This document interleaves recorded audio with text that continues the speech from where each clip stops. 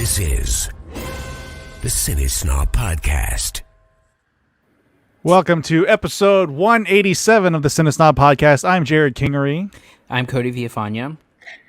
And I'm Jocelyn Duran. Welcome back, Jocelyn. Thank you. I'm back. Jocelyn had been working the poll. Polls. I was gonna say like a poll worker. What have I been doing? Working the polls. Yes. You made some implications there. No, my joke was that you had been working like the election. You were a poll worker. That still sounds wrong. That still does not sound. That's the right word. I'm pretty sure that's the right word. Out of the LL. But I was contributing to the overpopulation of our world, actually. Oh, yeah. You added another... There was 3 guys on this podcast before. Mm-hmm. What do you mean? Because there was a little dude. Oh. Yeah, but we didn't know. I know, but still, it's kind of crazy to think about. Could have been another dame. I could have been 2 against 2, but nope. Yeah. I still can't believe the first thing out of the gate that you say was Jocelyn was working the poll.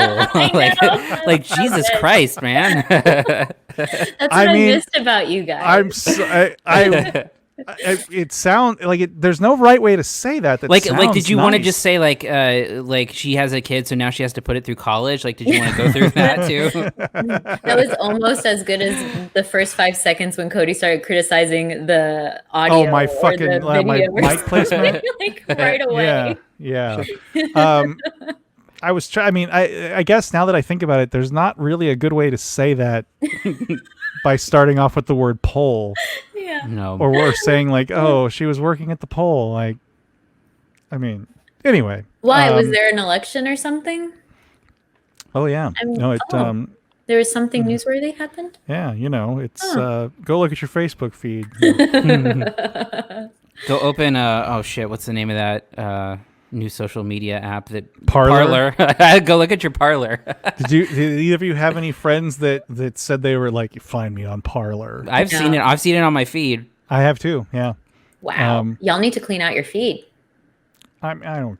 I use that for entertainment purposes at this point. Yeah, I don't have any kind of beef with someone who wants to move to a social media site who's going to fail. I mean, I had friends that went to Google Plus also. So. Oh my God, I tried. I mean, I got a Google Plus. I didn't move there or anything, but do y'all remember the Google glasses too? Oh yeah. We were Jerrod and I were at South by Southwest a few years ago when Google Glasses like debuted. And it was just seeing these fucking nerds walking around with these dumbass glasses was very and very funny. That reminds me, I had an opportunity to interview Mark Cuban during that no way. South by, and they invited me to this event that was like, it was all like Shark Tank style talk, and they had to tell people like, okay, we're gonna open the floor for questions, but we don't want pitches. It's like, all right. And then some guy, I had talked to him about the Spurs. I interviewed him about the Spurs because that's really all I give a shit about regarding Mark Cuban. I don't have a problem with him, but that's all I really know him for. But then, like, the guy right before me was interviewing him and recording it with his Google glasses. So he was like, was watching him, like, yeah. I don't know that are those even still around? I don't think so. I wonder what happened to those. Yeah, but there was a time when Google Plus was new and you had to get an invite for it, and I did, and nothing was there. And then they made everyone have it. If you had any kind of Google account, you had Google Plus. That's kind of how Facebook was when it first started. It was only for college emails, so you could only get it if you had a EDU. Mm-hmm. Yeah, and now it's ruined. And then it went to everyone. And my mom. You mean faux book? Now it's ruined the world. Yeah, and it's turned people against each other. And here we are. But and now there's Parler, so you can go there. Yeah, I'm sure it's. Let me put it this way. Being in San Antonio and Texas, and Central Texas and South Texas, you get a different kind of conservative, if you know what I'm saying. Like, it doesn't fall along the racial lines you might expect, like somewhere else. So some of the people I've seen joining Parler are probably not going to like what they find in Parler. Yeah. Because it's hard to kind of describe to people that are in other parts of the country that there are Hispanic conservatives and Hispanic Trump supporters. Yeah. Latinos for Trump. Yeah. So you see that like this guy joining Parler, like they're not gonna like you, man. Like half these people are probably. I don't want to call out who it was, but I actually saw it on my feed today where someone was like, they posted their Parler account and was like, I'm switching to Parler, and then they posted in like the first comment was like, they're taking down posts too. I don't see how it's any different than Facebook. So clearly this person is like has some fucking nut job thoughts and viewpoints about not conservativeness, but censorship. Well, I think it's just like they have I'm sure they might be taking down conspiracy theories or stuff like that, but need to be removed. Yeah. It's being fact checked. Flagged. Look, social media is terrible, but we are on social media right now. Hi to our live Twitch audience. Jocelyn, this is the first time you're live on Twitch. Yeah. So don't say anything racist as usual. So. Oh, right. Yeah, it takes us hours to edit that out. And, it's just. I'm half Mexican, so I'm covered. I'm okay. And you have I can play that card. So you have a quarter Mexican son. Yeah. Who is half European. French, Mexican, and Swedish. So it's like, I don't know. That's crazy. That's like the worst buffet ever. The worst fusion cuisine. Taco meatballs and I don't know. Sounds disgusting. On like a baguette. Yeah, yeah, exactly. I think I may have talked about it before, but I was morbidly curious about the Mexican food in Japan, and it did not look good. I don't think you did mention that. I've heard this, but yeah, it did not look good. But we never really tried it. The Mexican restaurant we tried to eat at, they had converted into like a sandwich place, unbeknownst to us. But didn't you also see like what it was like horse at some place? Oh, yeah. On like a was it like a fast food place or like a No, it was like a steakhouse. It was okay. So we were in cultures, different. No, I know. I mean, it's not it's just a curiosity. Yeah, it was on Akibara where we did the Mario Kart sort of thing. That was cool. Yes. So you mentioned off air that you get my posts first, Jocelyn. Yeah, I see them all. That's why. It was, we were looking for something to eat, and we could smell this place, and it smelled delicious. And it was like a steakhouse, and it was small, so there was like a line to get in. And then we walked by, and there's a picture of it on my Facebook or my Instagram if you follow me. It's a pile of meat, and because all the signs are also in English, and then it says horse, so it's like this pile of meat, and then it has a Ferrari logo, which is obviously a horse, but he has a chef's hat. Oh, we lost God. Cody. I had warned this was going to happen. He's horse, had enough of this. Yeah, it's like I cannot hear horses be used for food. Angry. It might take a second, so you might want to switch to the 2-camera. Okay, hold on, Cody. I'm gonna put you. I'm gonna remove you, and then I'm gonna switch to just the two of us there.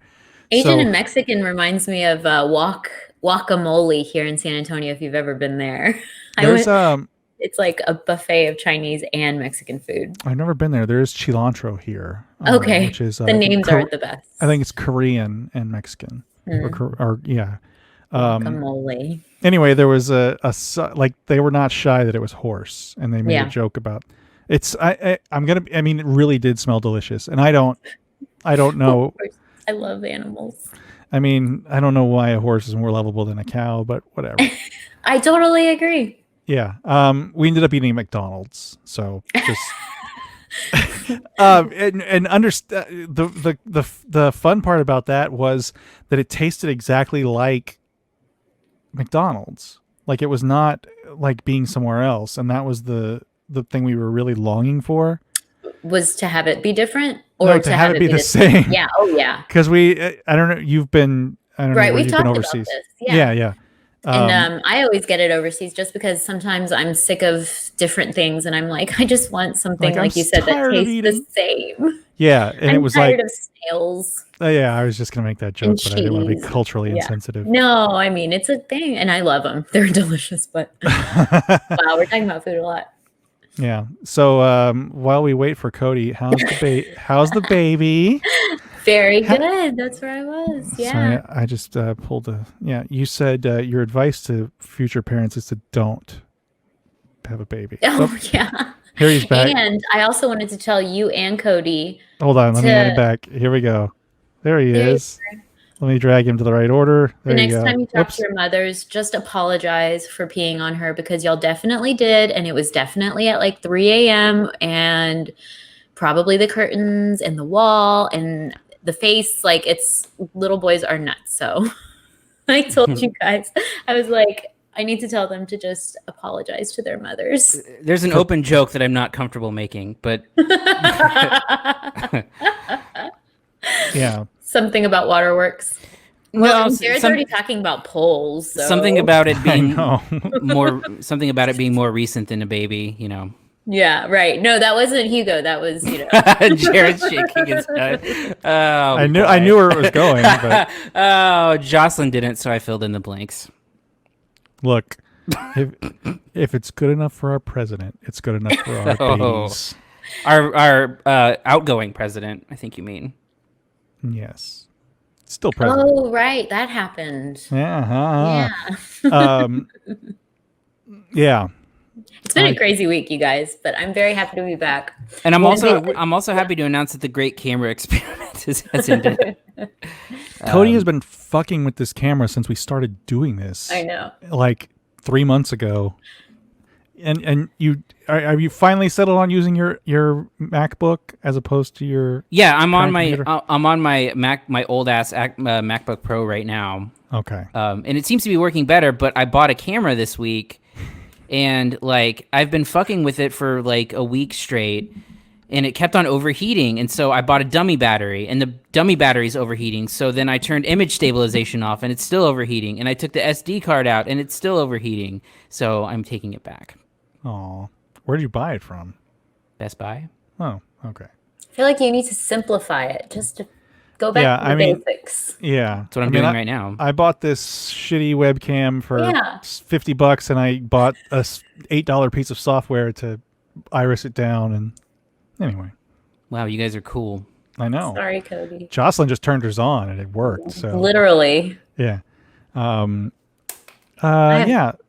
Good camera. So by the way, Cody's at a high school party, in case you didn't notice, Jocelyn, because he has the red Solo cup. Gaetan was asking me about what those are last night. It's not a thing. I've heard that. Oh. It's not a thing elsewhere. Like that's I read that in one of those listicles. It was super hard to explain. I didn't know how to quite, because he was like, "Oh, it's to hide that you're drinking beer," and I'm like, "No, not really. It's got nothing to do with that." And it was. That's what Cody uses it for, but Cody's drinking like really thick eggnog right now. He just doesn't want it. That sounds delicious. Actually, I'd love some. Yeah. Anyway, anything else before we move on? We've kind of talked about a million things. Yeah. No, I bought these because I kept on dirtying glasses at too high of a rate, and I was tired of doing dishes. So, damn the planet! God damn it! You are such a single guy living by himself. Yeah. Yeah. By the way, have y'all ever heard the thing about how millennials don't use napkins anymore? They're like buying. Is this one of the things that millennials killed? Right. Yep. But what I'm trying to say is like they don't buy like napkins. People just use paper towels. Mm-hmm. That's very accurate. Yeah. And it is for us too. Yeah. And we're not millennials. You're an elder millennial. Yeah. But there's now, and I don't know if either of you've seen it, there's now commercials starring Amy Sedaris running for napkins. Like I've never seen a commercial for napkins before. That's odd. And I keep seeing these Amy Sedaris napkin commercials. Why don't the napkin companies just start making paper towels? Well, that's what I mean is like, what? we've been like going through the napkins we had like bought for Easter like 6 years ago or whatever it was. Yeah. And like we still have those shitty like wedding napkins around. Like Christmas napkins. Like whenever I have a party, I always bring out the Christmas napkins because that's the only reason why I would ever buy napkins, you know? Those terrible like smooth ones that don't do anything. Like a bar napkin. Anyway.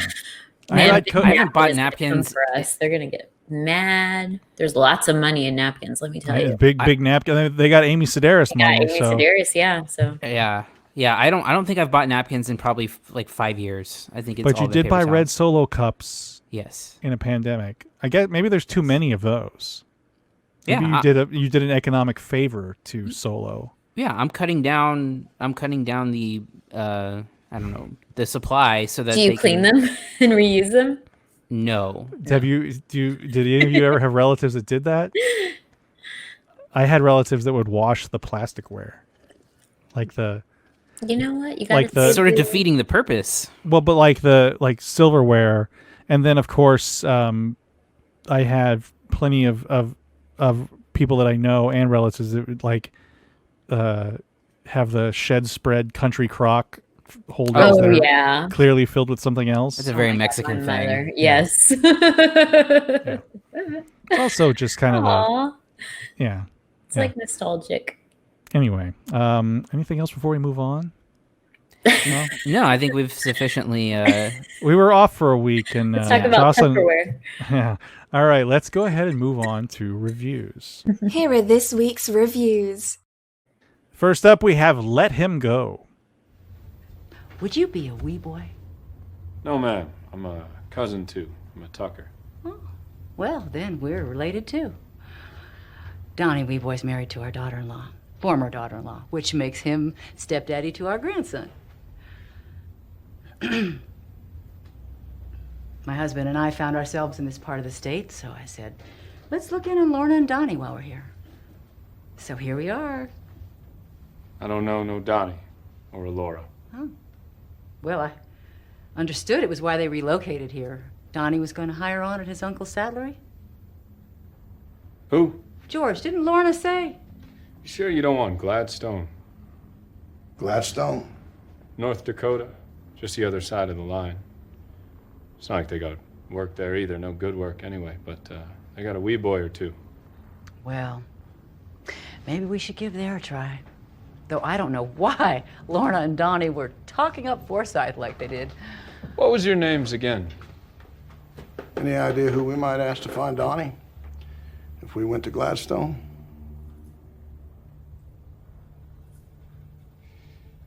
You let it be known you're looking for a wee boy. They'll find you.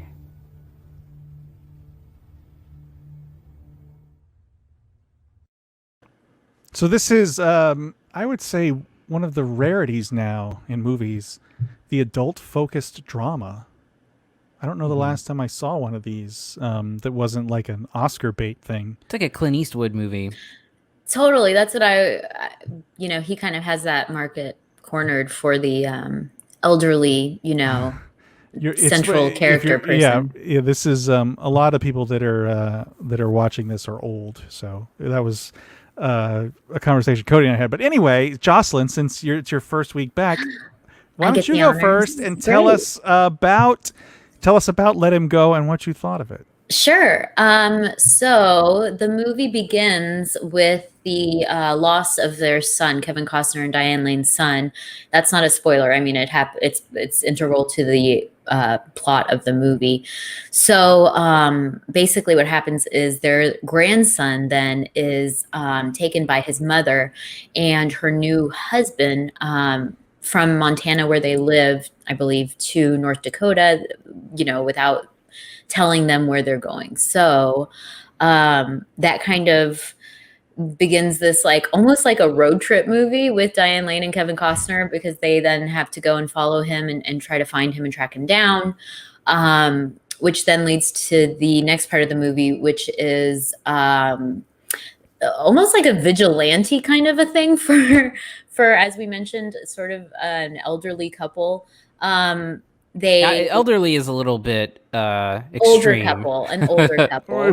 They're a mature couple. Also, yes, a mature couple. Also, Clark Kent's parents reunited from Man of Steel. That's right. By the way. So. Oh, who? Oh, yeah, Diane Lane and Kevin Costner. Yeah. So that's basically, I think, the gist of the plot is that then they have to go and try to, fight to get their grandson back. And so they're calling this kind of a neo-Western. It takes place in the 50s, and it definitely like harkens back to this kind of traditional sort of, world where the men don't like even address Diane Lane, like they don't shake her hands. I noticed a couple times. And she's kind of like this badass, strong female character. So I enjoyed that element of it. But I also thought Diane Lane was just way too attractive for this character. She's playing like this homely, like, mother who like makes roasts and cakes and stuff. And it's Diane Lane. I mean, she's like, this gorgeous person, and they give her gray hair to kind of, make her more realistic. But I've been saying she might actually have gray hair. I don't think she's young. I've been saying this for years. True. Hollywood, hire more uggos. we need. Yeah, she's 55 years old, so it's not like she's, not going to have real life gray hair. She does an excellent job, though. I mean, she, I think, was my favorite part of the movie, which kind of takes some strange turns. In fact, also, I really liked the other female lead, the matriarch of the Wee Boys, which kind of boys. Second mention of Wee Boys today. Don't Google Wee Boys.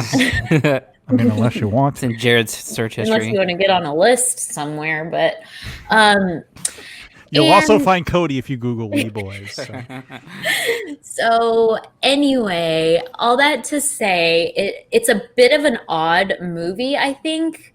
It doesn't really commit to the Western thing. It doesn't really commit to this like weird vigilante, sort of violence that kind of comes towards the end of the movie. And I don't know. I just don't think it does anything really well. I think it kind of tries to do too much, and it doesn't do one thing well. I will also say I saw that the director of this movie did that movie I told you two about called The Family Stone, which was the most devastating Christmas like movie I've ever seen. I came home from college and watched it with my mom and sister, thinking it was going to be like a romantic comedy, and then was just like blindsided by this, plot like device that happens. And so I think he's kind of known for doing just kind of like odd movies, I think is the category that I would put this in. It didn't really make sense to me. Yeah, he did something called Monte Carlo with Selena Gomez. Yeah, and the only other one I saw was The Family Stone. And like I said, that one, it presented itself as a, dumb romantic comedy, like Sarah Jessica Parker coming home, to, or going to her boyfriend's house, kind of a thing. And then like one of the main character dies, and I was like blindsided, and I hated it, and I was crying for like 2 days. So the actress you're talking about is Leslie Manville. She's a British actress. Oh, right. She was in matriarch of the Wee Boys. Yeah, I looked her up because she's been in a ton of stuff. Yeah, a lot of British stuff. She was in the Maleficent movies too. And she was really a highlight in this for me. But I don't think, again, that they kind of committed to that, them being like this real evil family and her as the like matriarch of these boys. Yeah. Anyway, Jerrod's agreeing. No. That's something Cody and I talked about. But Cody, I'll let you go ahead and tell us what you thought. Yeah, I have a slightly different, perhaps more harsh take on the movie. Because I think that it's a bad movie. And I think that it's bad in the way that I think it's really poorly constructed, and I think its characterizations are poorly constructed. So I think for what they are, I think that Kevin Costner is fine, but it's the whole movie's kind of sleepy, and it's a kind of sleepy performance from him. There's not a lot going on there. I think Diane Lane's the best part of it, but also not amazing. And I think that Leslie Manville is chewing scenery here in a way that I've found slightly off-putting.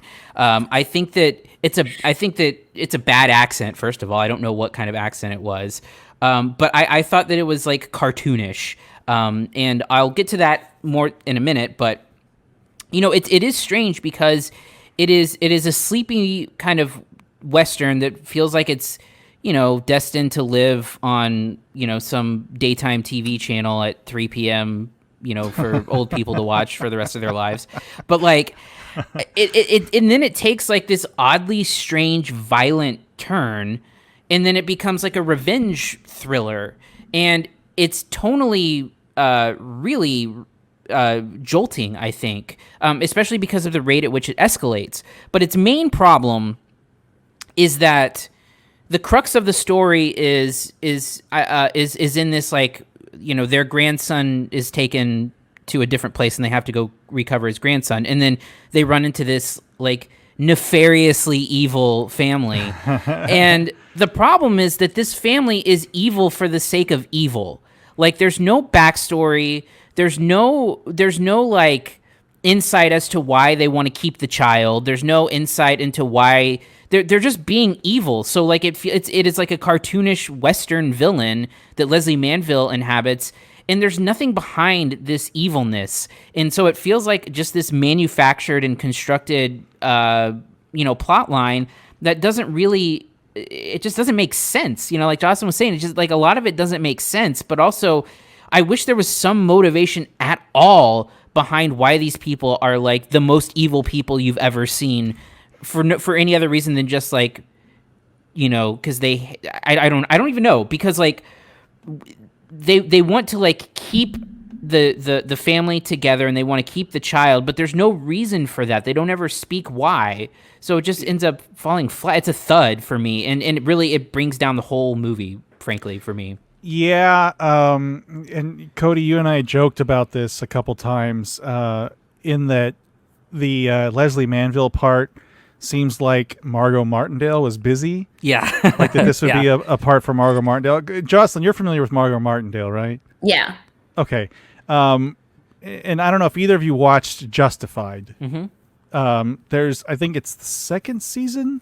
It's either the second or the third. With Margot Martindale as the matriarch of this family called the Bennetts. Yeah. And that's the Caitlin Dever season 2, right? She plays That's the first one with Caitlin Dever, yeah. She's in the rest of them. But the Bennetts, and then Jeremy, who was it? He was in Lost also. Jeremy Davies. Jeremy Davies, yeah. Anyway. Well, it's a common thing because Sons of Anarchy does too, has the matriarch as the, kind of the main, person kind of leading the family. So, yeah, it's this backwoods sort of crime family. Right. And, it's obviously it has more time. It builds over a season because each season kind of focused on one story. And it's just a much better representation of this. I know this is based on a novel, but I don't know what the motivation is. Like Cody said, so first of all, you have the main characters of Kevin Costner and Diane Lane as these parents who are grieving the loss of their son, and he has a young wife and a very an infant child when he dies. And it doesn't ever, like, the movie kind of plays it like the son's mother or the son's wife, the mother of the grandchild. It doesn't appear like they have a good relationship with the parents, or that she has a good relationship with them. And then you kind of get this montage of her getting remarried to this guy who, for reasons unknown, is kind of a dick. And then Diane Lane sees him smacking the wife and son around, which, frankly, I don't know how. Like, it takes place in the 60s in Montana. That to me was so lazy, because it's like, okay, he's a wife beater. It's like that's something we see in every sort Right. of like as a plot device. It just seems really lazy to just be like, oh, he hits her, you know. But and but it he's also abusive. it also kind of sets up a story that it doesn't pay off because like you have your path to evilness there if you want to take it. If you True. want to say like it's a cycle of abuse and it's the abusive Yeah. cycle and then make the matriarch and you see like glimpses of it, but it's far from a commitment to it. Right. There's a hint. There's a scene where it all kind of turns, and when it really turns into this like revenge thriller, where In the you hotel see room? right, you see a hint of that happening, but it's never really explored. And then by the end of it, you basically just have kind of a mass murder conducted by one character upon another. And it's like if you really think about the way it ends, like it's pretty fucked up. Like the good guys in this movie aren't really that good. And look, there's never really nothing's ever really explained as to, you know, why this guy, like, how did she fall in love with this guy? How did they end up getting married? And the kid is with the mom. Like, I know that they kept explaining that to the grandmother, but I kept thinking the same thing. Like, I mean, he's with the mother. It's not like they kidnapped him away from the mother. Right. And Yeah. this family is just, oh, you got the book, Cody. Yeah, I was gonna say if anyone wants to read.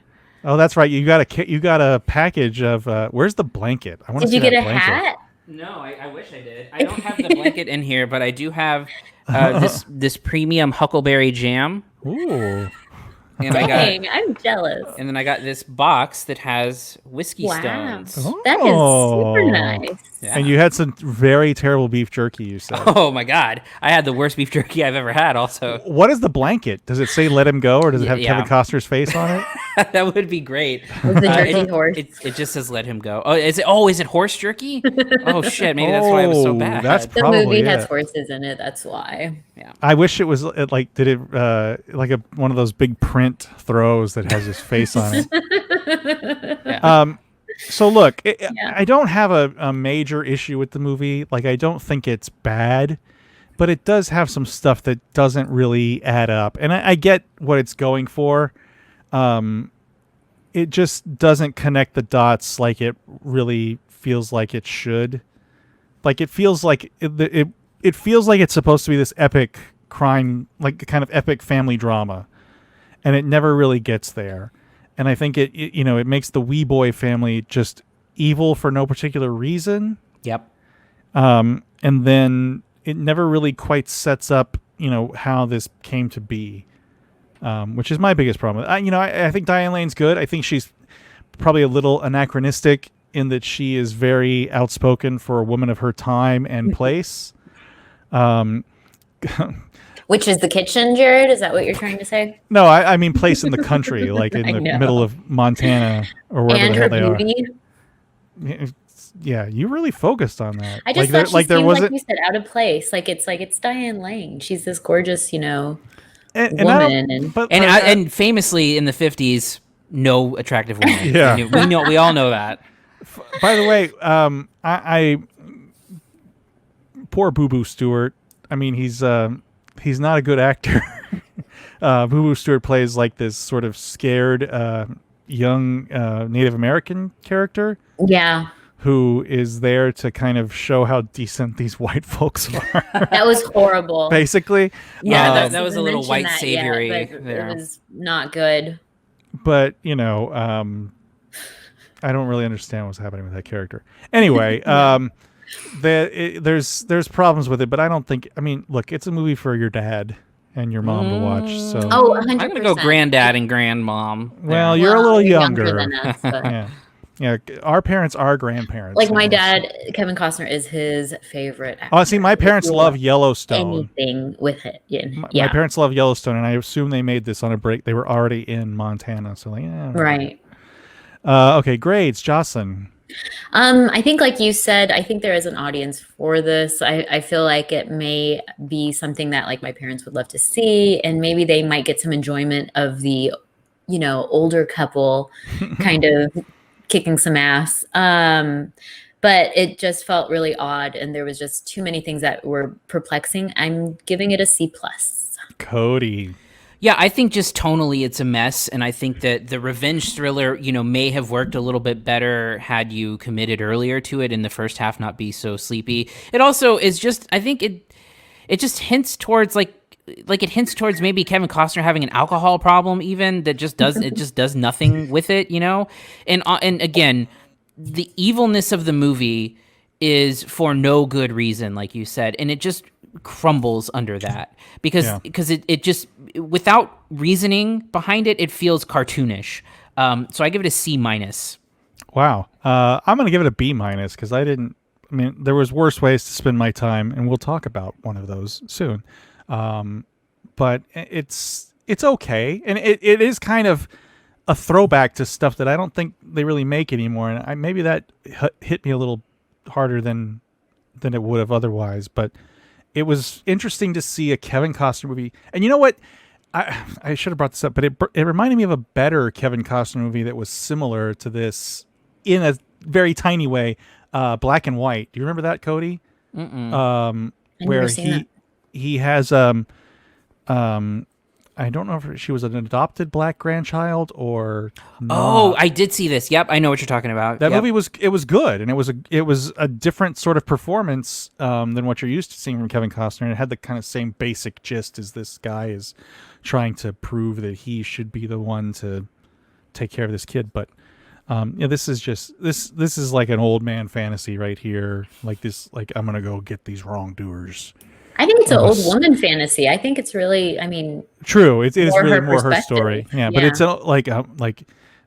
yeah. I can see my mom very much enjoying this movie, and that's not a knock on her or the movie. I just think that's the audience this is for sure.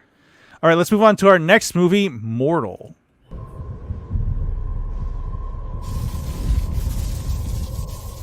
Brann i Odda for 3 år siden. 5 personer brann inne. Det er han? Norske amerikanere i Norge på leiting etter slektninger. Og han har vært ute i skogen hele denne tiden? Eric, my name is Christina Aas. I'm a psychologist. Hei du! Hold gjerne deg ved! A lot of people are wondering what happened last night with you and the boy. If you touch me, you will burn.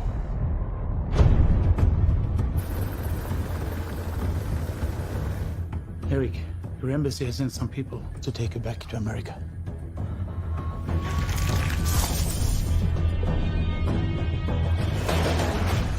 We have uncovered 3 dead bodies. Christine!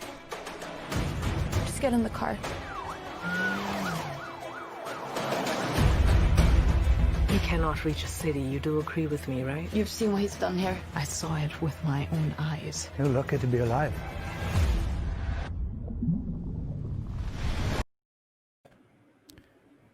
So this is a new film from director Andre Overdahl, who you may know did Scary Stories to Tell in the Dark, that I believe was released last year. And another movie I saw called The Autopsy of Jane Doe. I saw that at Fantastic Fest with Emil Hirsch in attendance. And I took his picture in front of a dead naked woman. Because he asked me to. It was weird. Cool. And also a movie called Troll Hunters. Troll Hunter? That I've never seen. Hunter, I believe, yeah. Anyway, Cody, tell us about Mortal and what you thought of it. Yeah, so as you saw or heard in that clip, it is a movie that is half, or at least partially in Norwegian, and it's basically about an American that's in Norway who starts displaying signs of having powers of some kind, and you don't really know specifically what they are, other than like there's having to do with like if there's like if you touch me you'll get burned, which is actually a literal thing that he says that he means. And basically, it has become an issue for him to where, nobody can be around him, and he starts causing damage and havoc and stuff like that. And then there's a turn that happens that I don't know if it's a spoiler, but I'll probably not say it. What do you guys think? I don't know. Yeah, I didn't know it going into the movie. I didn't know anything about the movie. It's on the Rotten Tomatoes synopsis. Okay. I think. But let's just say it's kind of a backdoor superhero movie. It is a backdoor superhero like origin story in a way. To say it, yeah. And really, it's really kind of a weird movie because it kind of hints towards like the powers. Like the first scene is like, or the first like bit of, where you see him start to have these powers is that they say that he is like it's emotional based powers, which they don't really get into that much further. So that feels kind of strange that they do that. It's also a really slow moving, like real slow burn of a movie where, it feels like, you say a backdoor superhero movie. For me, it feels like a student film where it was like, make a film about blank, what this is. And then a person's like, all right, well, I'm going to make it real moody and I'm going to make him like an emo kid. And really, it feels a lot like Chronicle. It reminded me a lot of Chronicle, where it's like a really moody superhero origin story, someone figuring out their powers in a way, but it feels like a Sci-Fi Channel version of Chronicle, because I think it's really cheap looking. I mean, and I know that that's not the nicest thing to say, but the special effects I think are pretty bad. There's a lot of stuff that involves like weather-based stuff, some lightning, some sparks and stuff like that. Lightning's the easiest thing to do in After Effects, by the way. And, right. There's a that's sad because the lightning looked awful in this. It did. It was. It did look bad, and I think that it none of the relationships seem to make much sense. There's a love story in here that feels, at first highly inappropriate, and then gets to like, I don't understand why there's a connection here. Yeah. Also, there's a shift in like, suddenly this guy is like the most dangerous guy on earth, and then the next second he's got like a team of people trying to help him for seemingly no reason. Well, no, there is a reason. The character who I guess is supposed to be American, I can't remember. The one that saves him, the one it saves in that clip. You see him save her from the helicopter. She spells it out, like, in that this would be like that this guy could be like a religious figure, in other words, and that's why they're trying to help him, because they don't want like a religious war, I guess.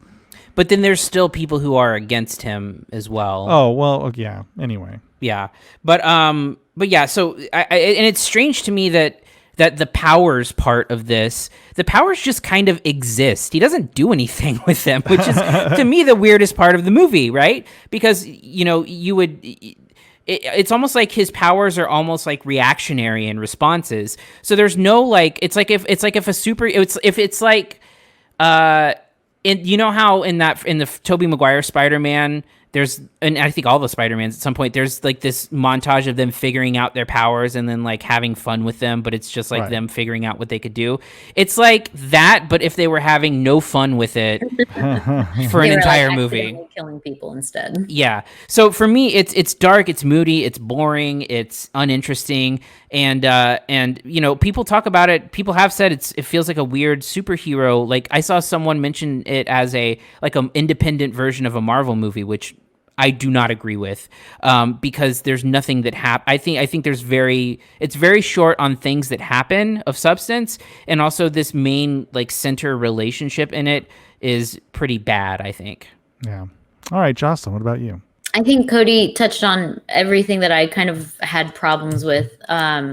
Basically, rather than saying it was like a slow burn, I thought it was like meandering. I thought it just kind of like walked through the story as if it had no clear direction at all.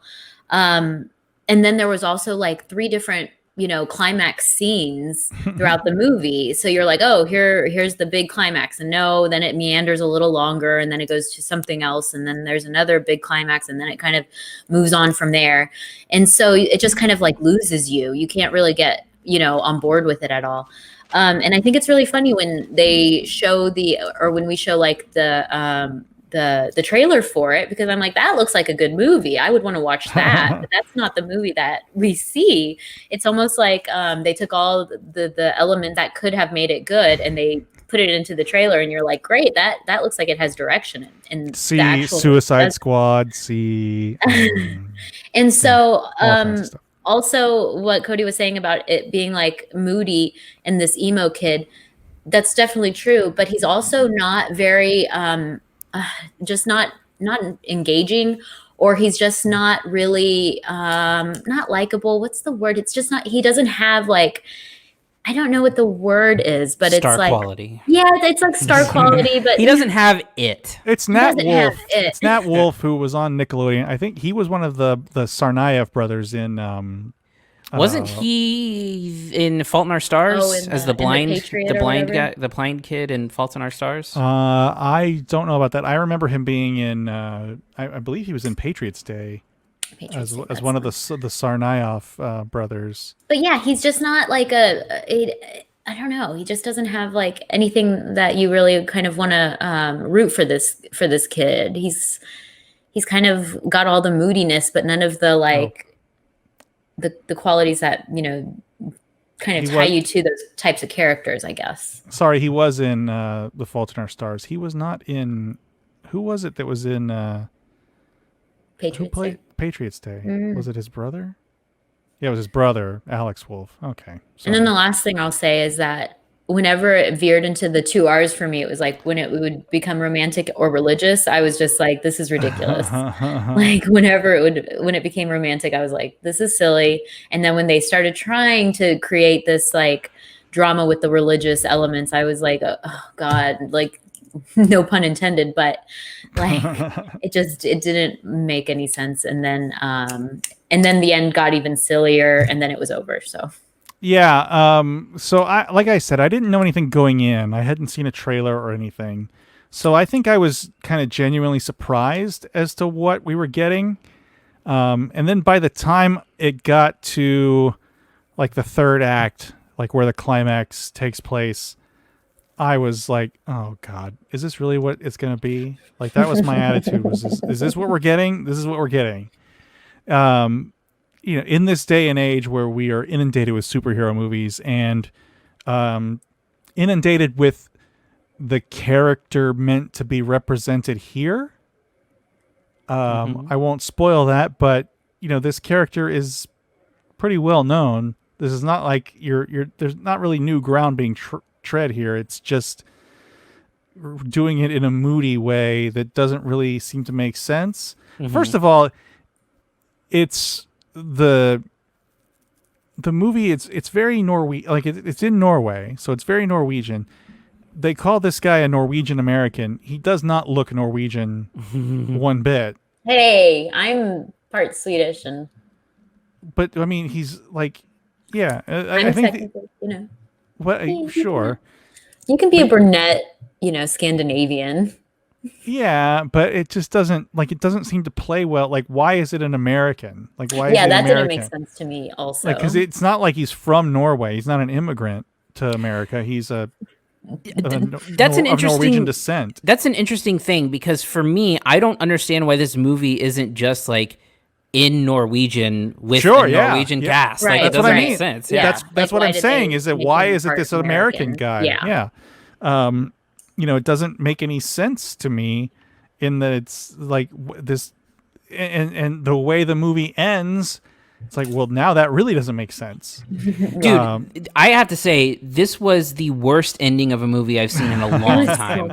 It's been a while since I've seen a movie where I'm like, are you fucking kidding me? What was the movie? I think the worst movie ending we saw recently was the Rent a Pal. Oh yeah. That was worse. This is student film level, like end on a moody note. Yeah. Because it ends on like a huge downer for no particular reason. Yeah. And also it sets up like this character that it ends up sort of portraying doesn't seem to have much of an evil streak in them, and it sets up this character going down an evil path, which feels strange as well. Yeah, well, because all the killing that he is doing is accidental before that. Yeah, it doesn't have anything to do with him being like this vengeful person. Charismatic. He wasn't charismatic was the word I was looking for. Well, glad we settled that. Yeah, it just ends so stupidly. Look, I mean, I thought again. I guess I maybe should have put two and two together, but by the time a certain artifact shows up, yeah, I want to say like archaeological artifact shows up, I was like, no, fuck you, no, we've been down this road before, much better. You know, it's funny that the object that you're talking about, or the thing, looks so chintzy. Like, it looks so cheap. Like it looks like something you'd buy at a hardware store.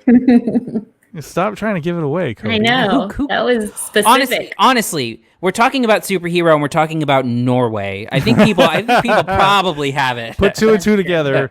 Yeah. Anyway, what's your grade for this, Cody? This also gets a C- from me. It's a pretty bad movie. Jocelyn. I went a little higher. I did a C, just flat C. Yeah, I'm gonna go to flat C too. I don't think C-flat. it's C flat. It doesn't make me Thor or anything about it. Now you just gave it away. Oh, shit! I'm sorry. It's about Thor. An American Thor. I called it Thor Sad in Iraq. Yeah. That was dumb. Charismatic. Charismatic. All right, let's move on to our last movie, The Dark and the Wicked.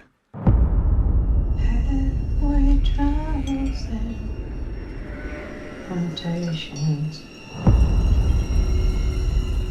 Is there trouble? And you're what a family had.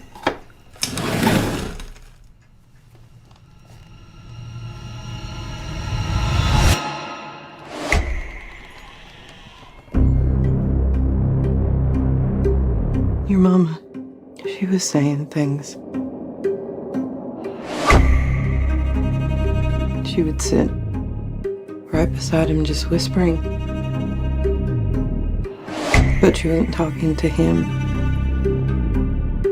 We found it in her pocket. She didn't believe in God. What does it matter whether you believe? I found Mom's diary. What if she saw something out there? I told y'all not to come. So this is a horror movie, another Shudder original horror movie. Jocelyn, why don't you tell us about The Dark and the Wicked and what you thought of it? That trailer just kind of freaked me out a little bit. I got a little scared from it. Where's your nightlight? I know. Well, it's the time change, and now it's dark outside, and it's just like, ooh, it sent a shiver down my spine because this movie, it is creepy. This movie, it takes place in Texas on a goat farm, and it's about an elderly Wait, is that couple. a thing? Is that hold on? Is a goat farm a thing? Yeah. I think it would be a goat ranch, first of all. But do they just raise the goats or they just raise goats? No, it's a goat farm. That's what Look it's it called. up, Jerrod. I think I would card removed. I think goat farm is acceptable. Farm. All right, whatever. I'm gonna Google goat farm and see what happens. All right, go ahead, While Jocelyn. you do that, I'll continue. Yeah.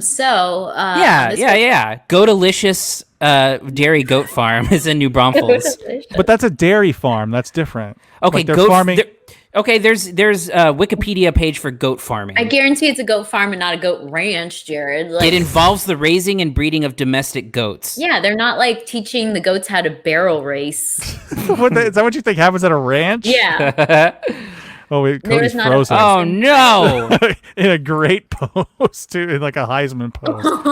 Bye, I'm gonna Cody. solo you, so Cody will come back. All right, go ahead, Jocelyn. Okay, so this elderly couple. I love that he screamed, "Oh no!" right before he got picked up. That was great. So this elderly couple on a goat farm. Now this couple's actually elderly, unlike Kevin Cody's Costner.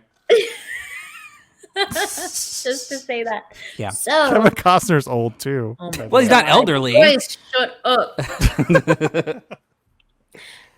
Their freaking adult children come back, and the father is ailing, the mother is going crazy, and then slowly the children start also going crazy, is the best way to say it. And then, the movie, it really kind of starts off, it's very like slow paced, but I love that in a scary movie because it's almost like building the anticipation. And this movie did that so well. I enjoyed I guess I would say first half a lot. I loved how it just kind of took its time and building the creepiness and the way it did it. And then the ending, it kind of goes a little, I guess, ape shit a little bit with like, goat shit. Yeah, goat shit. It goes a little goat shit. And it becomes rather violent and really dark and wicked. And not to say in a bad way, both of you. I mean, it delivers. It definitely delivers. The whole time I kept wanting to call it the wickedly talented. The wickedly talented Adele Dazeem, Jerrod?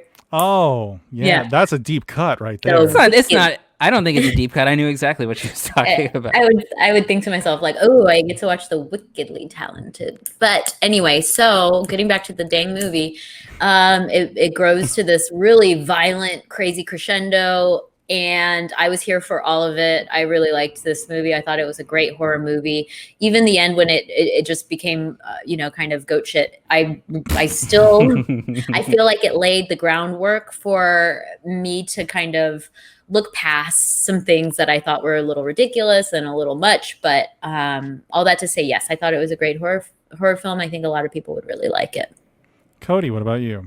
Yeah, it's I sort of have an opposite reaction to the first part of the movie in that I thought that it was kind of it's certainly a slow burn, but I thought it was kind of relatively uninteresting and maybe a little generic the first half of the movie because it felt like, you see these movies sometimes where like the thing that's the threat or the scary thing is kind of like some kind of, like supernatural or possessor type thing. It seemed to be like non-specific, non-interesting to me. And then there's kind of a moment towards later on in the movie where you start seeing like the power of this thing to compel people to do things. And that's when I think it gets like really dark. It gets super fucked up in many moments. And I think it's really solid. And I think really, for me, the darkness of it actually kind of boosts it a little bit because it's sort of like unrelenting in how dark it is. And it leads to some really kind of unsettling things. It's not much of a jump scare, I don't think. There's a few in there. But like it gets a lot of it does a lot of really interesting camera tricks, I think, at times to develop scares and like have people who are one place and then immediately in like another place, but not necessarily like accompanying it with some super loud violin screech to scare everyone. So I really like that element of it, and I think that it's again. I think it reminded me of Jocelyn, that movie. I don't know if Jerrod saw this. Relic. Oh, right. Yeah, a little. Oh God, but that movie wasn't good. Well, Relic, yeah, it was not good at all. But it seems to be this story, this horror film that's sort of in the background of like aging or getting sick or getting elderly and like mental illness elements as well. Yeah, or fear of death type of thing, which was what Relic essentially was, but it was a garbage version of it, and it sort of reminded me that a little bit, but like a little bit more sinister. It had a more sinister touch to it, and so I appreciated that, and I think that this has some like really kind of like there's some visuals. There's something that happens while someone's chopping carrots that's very unsettling. It was in the trailer. Oh, was it? Showed. Oh yeah, it's our second movie where fingers get cut off. So yeah, that was odd.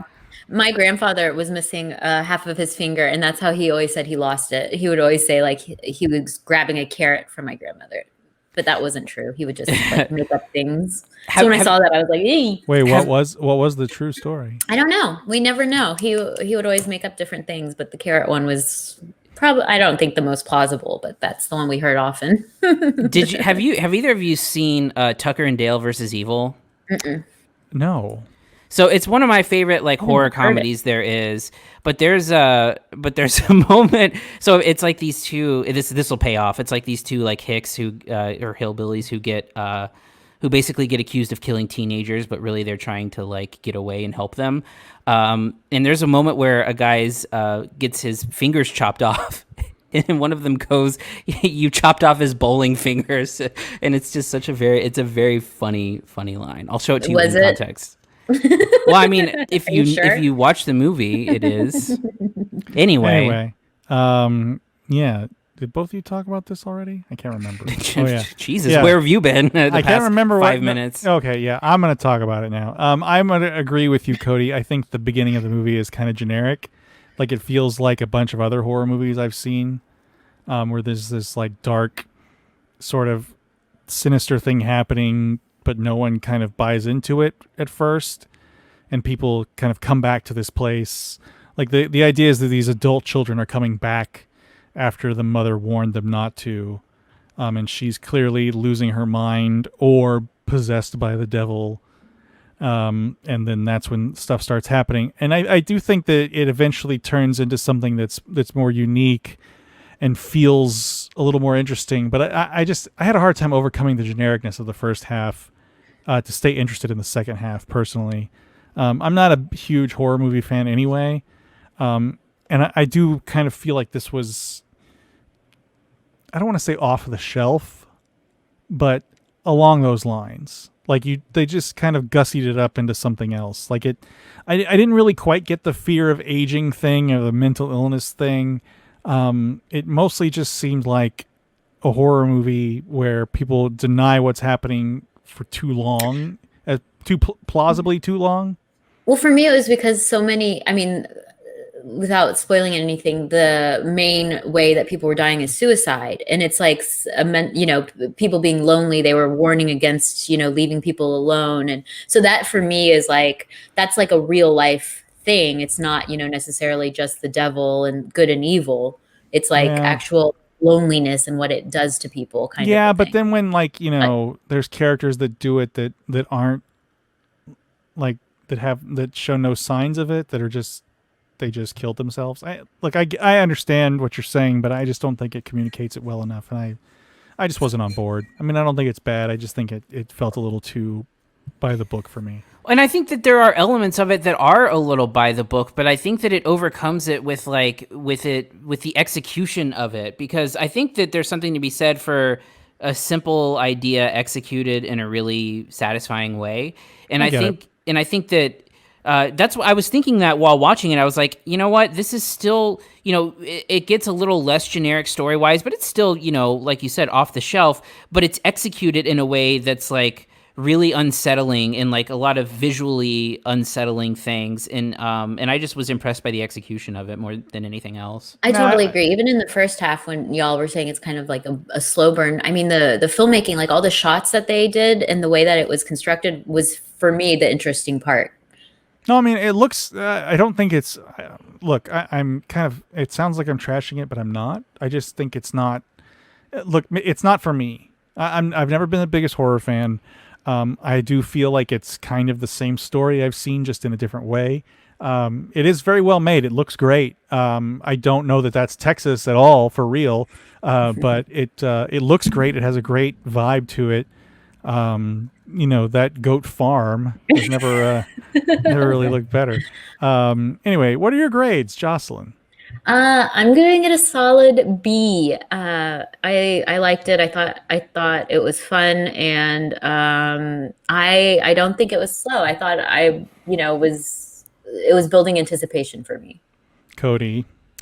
Yeah, I'm echoing that, and I'm also giving it a B. I think that, good horror for me, because I'm not a fan of the genre very much either, but I think good horror is hard to come by, and when it's executed well, you can tell. You can tell the difference between well-executed horror if you've seen a shitload of bad horror, which is most of it, in my opinion. So, look, I'm going to give it a B- because I know that it's a better version of a story we've seen before. I just wasn't on board, and that's probably my fault. And admit that, but it. Cody's in a time. B- warp. you still recommend though? So I do. there you Yeah. go. So yeah, this is B-. And I don't think that it's actually on Shudder yet, right? I don't think so, but it is a Shudder production. Yeah. I saw someone who had the menu screen to purchase it today, but Yeah. Anyway, I mean, but Maybe Shudder has been doing really good work. For the horror genre. seriously, that Host movie, was it? Yeah. And they said that Guatemala is submitting La Llorona for the Oscars as their submission, which is I pretty need cool. to watch that one again. Or I mean, the first time, but It's really good. It is really good. It's one of my favorites of the year. All right, that's going to do it for this week. Next week, Cody, what are we got happening? Yeah, so we've got, I don't know if there's going to be a way for us to see Freaky, but if so, I would like to cover that. Okay. That's the Vince Vaughn body swap Yes. Oh yeah. movie. We also have Fat Man, the Mel Gibson movie. the Santa The Santa one. Yeah. I thought that was a joke when I first saw that trailer. By the way, I got an email. I might have accidentally been. I was informed that I might have accidentally been sent Fat Man early by the studio, but I wasn't. There was apparently some glitch instead of getting another movie. So yeah, I was. Yeah. Anyway. We might have Jungle Land. We were going to cover that this week, but it got left off. And then there's a few more. I have to look through the others to see which we're going to pick. But I think hopefully Freaky and Fat Man, Freaky Fat Man next week. I vote Jungle Land too. I love boxing movies. I generally do too, actually. Well, are we going to do the Lego Star Wars holiday special? I mean, that's going to be quick. So that can be a throw-in we can add. Yeah, because that's we got screeners of that, and I'm very curious to see what this is. The first post Rise of Skywalker content in that Skywalker realm. It's probably. I mean, I don't think it's going to be canon, but I doubt it. Anyway, if you want to reach us, you can email us at podcast@cinesnob.net. You can find us on Twitter @CineSnob, Facebook CineSnob Critic. Listen to our other shows, Re-MCU, Rewatching the Marvel Cinematic Universe, which we didn't record in our off time, Cody. Look, it was a crazy-ass week, to be fair. But we do, I think we did watch, I watched a bunch of movies, so we can get caught up. Yeah, I'm going to be watching this week. I'm frozen. You know what? This camera thing, man, I swear to God. We should just have you. I just want to have you as a still picture all the time, like on the on the phone. I want to do like an anime, like I want to be like my Memoji from your iPhone. Or like that Zoom where you're just a potato. Yeah. I don't remember that one. Your mouth moves, you're a potato. Potato face. Also, Quarantine Stream, where we talk to people during quarantine. I gotta upload that. I know there's an episode that we haven't released yet. It's been a crazy couple of weeks. Get Jocelyn, your life together, Cody. Yeah, Jocelyn. Give me something to do. I have nothing. Yeah. Oh yeah, I'm sure. Yeah. Just getting peed on. Just getting 2 hours of sleep. When's your podcast about being a mom? Oh, no one knew. No. That sounds boring. Don't let your son pee in your mouth. Yes, not my mouth. She said face, not mouth. Oh, sorry. Yeah. Excuse me. Way to be vulgar. What you do in your personal time is your own thing, Jerrod. Okay. Look. Listen. I said it before. Release again. the PP tape. Yeah, that's what I said. I said it before, and I'll say it again. If it's good enough for a president, it's good enough for your infant son, Jocelyn. You can find me at Four Seasons Total Landscaping.